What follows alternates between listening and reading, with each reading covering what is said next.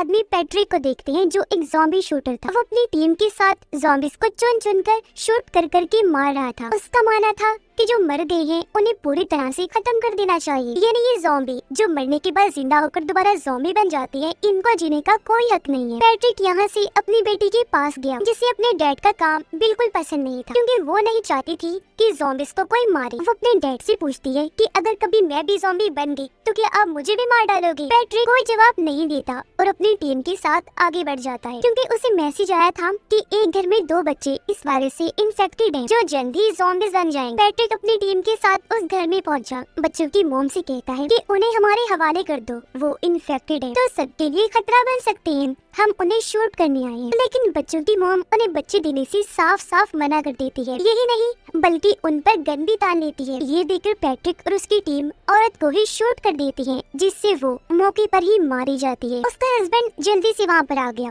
अपनी वाइफ के मरने पर बहुत रोया। कहता है, अरे जालिमो, ये तुमने क्या कर दिया? लेकिन पैट्रिक को इस चीज से कोई फर्क नहीं पड़ता, इसीलिए वो बिना कोई जवाब दिए ऊपर जाने लगा बच्चों के कमरे में। लेकिन पैट्रिक उन बच्चों पर गोली नहीं चला पाता, क्योंकि जाहिर है वो भी एक बाप है। इसलिए वो अपनी टीम के लोगों को उन दोनों बच्चों को मारने को कहता है, पर किसी में भी हिम्मत नहीं होती, वो आगे भी नहीं बढ़ पाते। इतने ही दिन में पैट्रिक और उसकी टीम को रोकने यहाँ एक गुंडा भी अपनी टीम के साथ आ जाता है, क्योंकि वो नहीं चाहता था कि इस आइलैंड पर कोई भी किसी भी ज़ॉम्बी को मारे। इसलिए वो पैट्रिक और उसकी टीम को इन बच्चों को मारने से भी मना करता है और साथ ही यहाँ से जाने को कहता है। धमकाने लगा कि ये काम छोड़ दो वरना अच्छा नहीं होगा। लेकिन जब पैट्रिक गुंडे की बात नहीं मानता तो वो पैट्रिक समेत उसकी पूरी टीम को मारने का फैसला करता है। इससे पहले ऐसा करता, यहाँ पैट्रिक की बेटी आ गई। कहती है कि ये मेरे डैड है, इन्हें मत मारो, अगर सजा ही देनी है तो इस आइलैंड से कहीं दूर भेज दो। इसलिए पैट्रिक और उसकी टीम को इस आइलैंड को छोड़कर जाना ही पड़ता है। उधर सार्ज की टीम रात के वक्त ज़ॉम्बीज की फनी मजाकिया वीडियो देख रही थी और तभी यहाँ पर सार्ज जाकर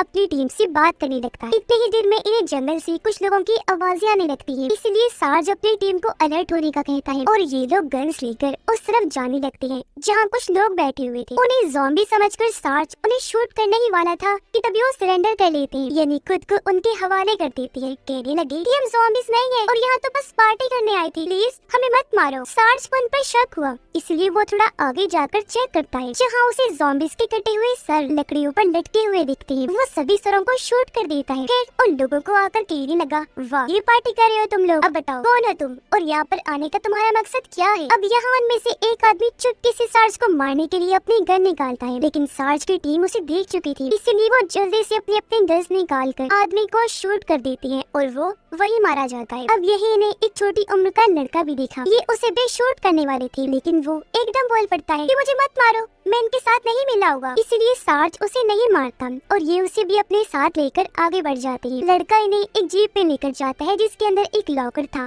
लॉकर में ढेर सारे पैसे थे जिसकी चाबी सिर्फ लड़के के पास थी। लड़का इन्हें क्योंकि पैसे देना नहीं चाहता था, इसलिए वो यहाँ इस तरह जाहिर करता है कि मैंने चाबी गुम कर दी है। वो झूठ बोल रहा था। उन लोगों ने भी यकीन कर लिया, इसीलिए वो चुपके से चाबी को अपनी जेब में रख लेता है। लेकिन उसे ऐसे करते हुए सार्ज ने देख लिया था, पर फिलहाल वो कुछ नहीं कहता। और अब ये लोग किसी महफूज जगह पर जाने का फैसला करते हैं। जीप में बैठकर वहाँ से आगे बढ़ जाते हैं। लड़का इन्हें उसी आइलैंड के बारे में बताता है और पैट्रिक की वीडियो दिखाता है, जिसमें पैट्रिक कहता है कि ये आइलैंड सबसे महफूज जगह है, अगर यहाँ कोई आना चाहता है तो बिना सोचे आ सकता है, यहाँ कर रह सकता है। ये देखकर सार्ज कहता है कि हम इसी आइलैंड पर ही जाएंगे, इसीलिए उसकी टीम उसी तरफ निकल जाती है। रात को जब वो लड़का सो रहा था तो सार्ज उसकी जेब से चाबियां निकाल कर अपने पास रख लेता है। ये लोग अब आइलैंड पर जाने के लिए समंदर किनारे बने शेल्टर में आ गए, जहाँ पैट्रिक अपनी टीम के साथ पहले से ही रह रहा था। यहाँ पैट्रिक सार्ज से कहता है कि अगर तुम्हें आगे जाना है तो अपने सारे पैसे हमें देने होंगे, लेकिन सार्ज ने साफ साफ मना कर दिया कि पैसे दे दूं, नो कभी नहीं। अब सार्ज को एक बड़ी सी शिप दिखाई देती है, इसलिए ये उस तरफ जाने लगती है, लेकिन ये देखकर पैट्रिक की टीम भी नहीं रुकती और वो इन पर अंधाधुंध गोलियां बरसाने लगती है। तो मजबूरन सार्ज को अपनी टीम के साथ जीप में वापस आना ही पड़ता है। पर सार्ज की टीम का एक आदमी शिप तक पहुंचने के लिए जीप से सीधा पानी में ही कूद जाता है। पानी में वो जब आगे बढ़ रहा था तो पैट्रिक की टीम उसकी भी जान नहीं छोड़ती। वो पानी में ही उस पर भी गोलीबारी करने लगती है, लेकिन वो जैसी तैसी उनके हर शॉट से बच जाता है। इस मुसीबत से बचा ही था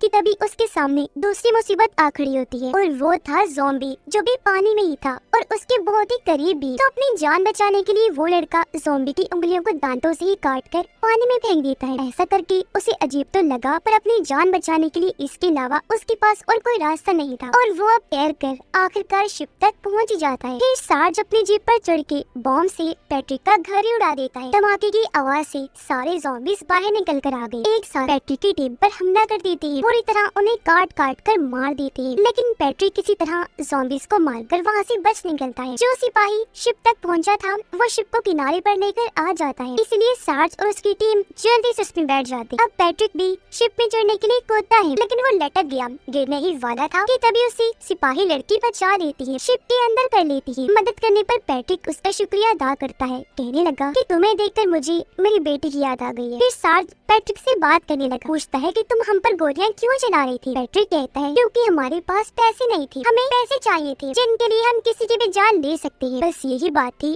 और कोई हमारी किसी से कोई दुश्मनी नहीं है। ये कहकर वो अपना हाथ आगे करता है। सार्ज हाथ मिलाकर जवाब देता है लेकिन इस उम्र में भी तुम काफी स्मार्ट हो, मुझे तुम्हारी बातें रवैया काफी अच्छा लगा। जो कहकर वो पैट्रिक को भी अपने साथ रख लेता है। अब जिस सिपाही ने ज़ॉम्बी की उंगलियां दांतों से काटी थी, जो शिप लेकर आया था, वो जब शिप को चला रहा था तो अंदर से उसकी हालत खराब होने लगती है। सिपाही लड़की को उसकी तबीयत में गड़बड़ी लगी, इसलिए वो पूछ लेती है कि तुम ठीक तो हो ना, कोई मसला तो नहीं है तुम्हारे साथ। जिस पर वो हाँ में जवाब देता है कि हाँ मैं बिल्कुल ठीक हूँ, पर वो ये बात किसी को नहीं बताता कि अंदर ही अंदर मैं भी ज़ॉम्बी वायरस से इन्फेक्टेड हो रहा हूँ और ऐसा होने की वजह उसका ज़ॉम्बी को काटना था। और अब सार्ज अपनी टीम के साथ मिलकर शिप के सभी ज़ॉम्बीज़ को मार देता है। पैट्रिक सार्ज को उस आइलैंड के बारे में बताने लगा कि वो जगह बहुत ही अच्छी और महफूज है, लेकिन फिलहाल एक गुंडे का वहाँ पर राज है। अगर हम इतनी बड़ी शिप में बैठकर उस आइलैंड पर जाएंगे तो गुंडे को हमारे आने का पता चल जाएगा, फिर वो हमें मार भी सकता है। इसलिए अभी सारे लोग छोटी कश्ती में बैठकर उस आइलैंड पर जाने के लिए निकल जाते हैं। कुछ देर का सफर करने के बाद आखिरकार ये उस आइलैंड पर पहुंच जाते हैं। यहाँ आकर इन्होंने देखा कि गुंडे ने ज़ॉम्बी को मारा नहीं है, बल्कि उन्हें बांध के रखा हुआ है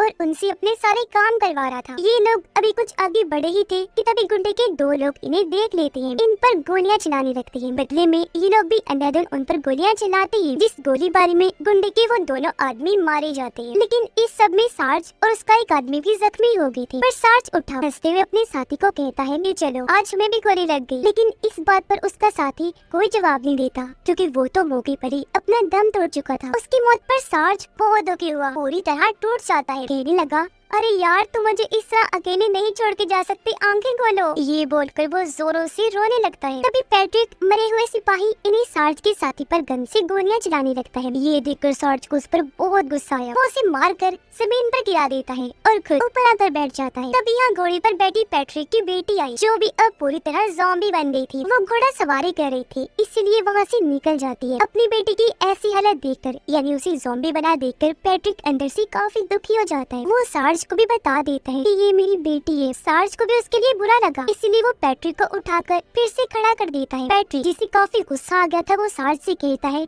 कि मैं अब गुंडे को नहीं छोड़ूंगा, उसकी जान लेकर ही रहूंगा, क्योंकि मेरी बेटी की ज़ॉम्बी बनने की वजह सिर्फ और सिर्फ वही है। क्योंकि अगर वो मुझे सभी ज़ॉम्बीज़ को मारने देता तो एक भी ज़ॉम्बी जिंदा न बचता और आज मेरी बेटी भी ज़ॉम्बी न बनती। मैं अब उसे किसी सूरत नहीं छोड़ूंगा। फिर कहने लगा कि मैं उसे बस मारने जाने ही वाला हूँ। गुंडा जो कि अपने घर में बैठा हुआ, तभी उसके पास एक आदमी आकर बताता है कि ज़ॉम्बीज़ कुछ भी नहीं खा रही, क्योंकि उन्हें इंसानों को खाना है। ये सुनकर गुंडा उस आदमी के साथ अपनी पोल्ट्री फार्म में गया, जहाँ उसने सभी जानवरों को रखा हुआ था। वो ज़ॉम्बीज़ को पिग खाने को देता है, लेकिन हैरत ज़ॉम्बीज़ वो भी नहीं खा रही थी। ये देखकर गुंडे को काफी गुस्सा आ गया, इसीलिए वो शूट करके इन ज़ॉम्बीज़ को ही मार देता है। फिर अपने आदमी को कहता है कि जाओ और पैट्रिक की ज़ॉम्बी बेटी को लेकर आओ, हमें उस पर कुछ टेस्ट वगैरह करने हैं। सार्ज अपनी टीम के साथ जब एक घर में था तो इन्हें पता चला कि वो सिपाही जो ज़ॉम्बी बन रहा था वो अचानक से गायब हो गया है। इसीलिए वो सिपाही लड़की उसे ढूंढने गई। जंगल में कुछ दूरी पर वो उसे मिल भी जाता है, जो धीरे धीरे ज़ॉम्बी बन रहा था। सिपाही लड़की उसके पास गई, जिससे वो यहाँ से जाने का कहता है, क्योंकि वो गन से खुद को शूट करके अपनी जान लेने वाला था। लड़की कहती है कि तुम खुद अपनी जान मत लो, ऐसे तुम्हें गुनाह मिलेगा, क्योंकि ये चीज बहुत गलत होती है। ऐसा करते हैं मैं ही तुम्हें मार देती हूँ, जिसके लिए वो मान गया और अब लड़की ना चाहते हुए भी शूट करके उसकी जान ले ही लेती है। ऐसा करने से हालांकि उसे काफी दुख भी हुआ, आंखों में आंसू आ जाते हैं, लेकिन तभी यहाँ गुंडे के लोग भी आ गए जो सिपाही लड़की को देख चुके थे, इसलिए वो उसे पकड़कर अपने साथ ले जाते हैं। सार्ज को क्योंकि गोली लगी थी इसलिए उसकी हालत भी काफी खराब होने लगती है, जिसकी थोड़ी ही देर बाद वो बेहोश हो जाता है। लड़का उसे होश में लाने के लिए घर में पानी ढूंढने लगा, लेकिन जब उसे पानी कहीं ना मिला तो वो घर से बाहर ढूंढने चला जाता है। एक जगह उसे पानी मिल भी गया, लेकिन वो जैसे पानी लेने वाला था वहाँ पैट्रिक की बेटी आ गई, जो ज़ॉम्बी नहीं थी, बिल्कुल ठीक लग रही थी। पैट्रिक जो अपने साथियों के साथ था गुंडे को मारने का प्लान बना रहा होता है कि तभी इन्हें आवाज आने लगी, इसलिए ये साइड में जाकर छुप जाते हैं। इन्होंने देखा कि गुंडे का साथी बेहोश सिपाही लड़की को अपने साथ ले जा रहा है, इसीलिए ये फैसला करते हैं कि हमें कैसे भी करके इस लड़की को बचाना है। जब सिपाही लड़की को गुंडे के पास ले जाया गया तो उसे होश आ गई। यहाँ गुंडा उसे बताता है कि हम ज़ॉम्बीज़ को मारना नहीं चाहते, क्योंकि हमारी फैमिली में ऐसा कोई रिवाज है ही नहीं। मरने के बाद हम ना किसी को जलाते हैं, ना दफन करते हैं और ना ही जिंदा होकर ज़ॉम्बी बनने वालों की जान लेते हैं। सिपाही लड़की देखती है कि गुंडे की वाइफ भी ज़ॉम्बी बन चुकी है, लेकिन इसने उसे भी नहीं मारा होता, बल्कि घर में ही कैद करके रखा हुआ था। गुंडे की लोग पैट्रिक की बेटी को पकड़ लेती है जो ज़ॉम्बी बनी हुई थी और उसे गुंडे के पास लाने लगती है। सार्ज भी पहले से काफी बेहतर हो गया था। उसे जब होश आई तो कोई उसकी चोट की पट्टी कर रहा था। आंखें खोलकर जब उसने देखा तो वहाँ पैट्रिक की बेटी थी जो ज़ॉम्बी नहीं थी, बिल्कुल थी, इंसान ही थी। उसे देख सार्ज को काफी हैरत हुई। वो पूछता है तुम तो ज़ॉम्बी बन गई थी ना? जिस पर वो कहती है कि जो आप मुझे समझ रहे हो मैं वो नहीं हूँ, मैं जेनेट हूँ, उसकी जुड़वा बहन, पैट्रिक की दूसरी बेटी। फिर वो बताने लगी कि क्योंकि मेरे डैड ज़ॉम्बीज़ को मारते हैं इसलिए मैं उन्हें पसंद नहीं करती। इस पर सार्ज उसे कहता है कि ये तुम ठीक नहीं कर रही, अपने डैड को गलत समझ रही हो, वो बहुत ही अच्छे आदमी है। ज़ॉम्बीज़ को भी इसलिए मारते हैं ताकि वो बाद में किसी के लिए खतरा न बन जाए। इतनी ही देर में यहाँ पैट्रिक भी अपने साथियों के साथ आ जाता है। सार्ज को बताता है कि तुम्हारे सिपाही साथी को गुंडे के लोग अपने साथ उठाकर ले गए हैं और अब हमें कैसे भी करके उसे बचाना चाहिए। फिर वो अपनी बेटी जेनेट को कहते हैं कि तुमने हमेशा मुझे गलत समझा बेटा, उस दिन अगर मैं ज़ॉम्बीज़ को मार देता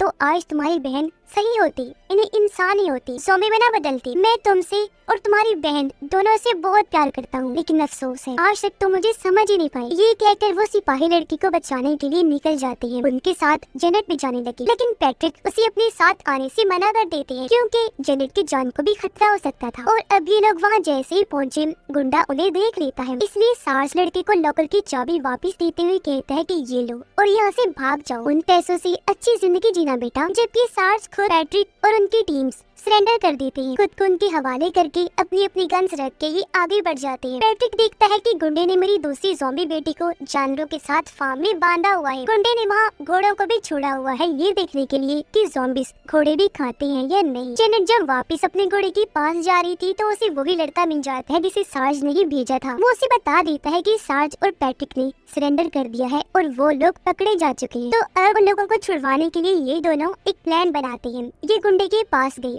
कहते हैं कि अगर तुमने इन सब लोगों को छोड़ दिया तो हम तुम्हें बहुत सारे पैसे और ढेर सारे गन्स भी देंगे। तभी यहाँ जेनेट अपनी बहन को देखती है, इसलिए वो बिना सोचे उसके पास जाने लगी क्योंकि उसे लग रहा था कि मेरी बहन ने मुझे पहचान लिया है। पर जैसे वो करीब गई उसकी बहन जेनेट के हाथ पर काट लेती है। ये देखकर पैट्रिक को इतना गुस्सा आया कि अब वो गुंडे और उसके साथियों पर गोलियां चलाने लगता है। बदले में उन्होंने भी चलाई, इसलिए दोनों टीम्स की भी जबरदस्त गोलीबारी शुरू हो जाती है और अब गोलियों की आवाज सुनकर वहाँ सारे ज़ॉम्बीज़ आने लगते हैं और इन पर खतरनाक हमले होना शुरू हो जाते हैं। कुछ देर के बाद मौका देकर पैट्रिक अंदर आया। वो गुंडे को कहता है अच्छा ठीक है, मैं तुम्हें नहीं मारता, लेकिन बस मुझे कुछ वक्त अपनी बेटी के साथ गुजारना है क्योंकि काटने की वजह से जल्द जेनेट भी ज़ॉम्बी बनने वाली थी। और अब जब पैट्रिक जेनेट के पास जाने लगता है तो पीछे से गुंडा उस पर गोली चला देता है, जिस वजह से वो नीचे गिर गया। पर जख्मी हालत में भी पैट्रिक एक गोली गुंडे को मार ही देता है। तभी जेनेट की ज़ॉम्बी बहन घोड़े को खाने लगती है। उसे ऐसा करते हुए देखकर जेनेट सार्ज को बताने जाती है कि ज़ॉम्बीज़ घोड़ों को खा सकते हैं, लेकिन तभी पीछे से पैट्रिक जेनेट को गोली मार देता है क्योंकि वो नहीं चाहता था